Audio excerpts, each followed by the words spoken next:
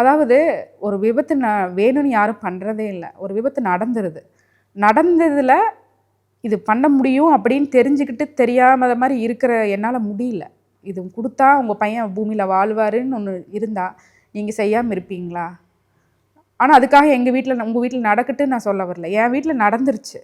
ஆனால் அவர் பூமியில் வாழ்வார் அப்படின்னு தெரிஞ்சுட்டு எப்படி செய்யாமல் நம்மளால் இருக்க முடியும்? ஆனால் நான் அப்படி தான் திங்க் பண்ணி தான் அதை நான் என்னோடய யோசனையில் எனக்கு அப்படி தோணுச்சு, நான் அதை தானம் பண்ணினேன். ஆனால் இவங்களோட ஆங்கிளில் நான் விற்றுட்டேன், அம்மாவா தாயா அது அப்படிங்கிற கேள்விகள் எனக்கு கஷ்டமாக இன்றைக்கும் கஷ்டமாக தான் இருக்குது. ஆனால் இருந்தாலும் நான் அந்த உறவுகளை திரும்பி பார்க்க விரும்பலை. என்னை ஜாலியாக அதுக்கப்புறம் என்னோடய பையன் பார்த்திங்கன்னா நல்லா வாழ்கிறாரு பூமியில். எனக்கு டாக்டர் சொன்ன மாதிரி 3 மந்த்ஸ் கழித்து அந்த டாக்டரே கூப்பிட்டு எனக்கு 3 மந்த்ஸ் கழித்து இது ஒரு ரொம்ப நல்லா இருக்கு.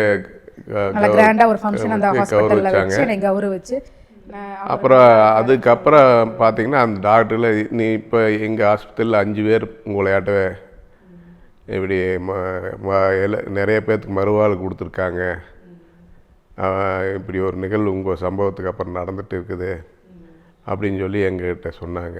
அது ஒரு எங்களுக்கு அது ஒரு அதாவது தூக்கத்துலேயும் ஒரு நல்ல நிகழ்வுகள் அப்படிங்கிற மாதிரி தான். இப்போ நான் அதை தான் பார்க்குறேன். நம்மளுக்கு அப்புறம் பார்த்தோம்னா திருப்பூர் மாவட்டத்திலேயே கிட்டத்தட்ட நிறைய பேர் கொடுக்க முடியாமல் அவங்களுடைய எங்ககிட்ட ஃபோன் பண்ணி கேட்டவங்க எல்லாம் நிறைய. நான் என்ற உறுப்பு தானத்தை கொடுக்கலான்னு இருக்கிறேன். அதை நாம் எப்படி கொடுக்கறது என்ன பண்ணுறதுன்னு சொல்லி நம்மளை கேள்வி கேட்டவங்க நிறையா பேர், ஒரு 100கணக்கான பேர். அவ்வளோ எல்லாம் உள்ளம் மாறிடுச்சு. அதாவது நிறையா பேருக்கு ஆச்சரியமாக இந்த கேள்வியெல்லாம் கேட்குறீங்க அப்படின்னு கேட்டால், இல்லை அது எனக்கு 70 வயசு ஆச்சு, நான் கொடுத்துட்டு போகலான்னுக்கிறேன்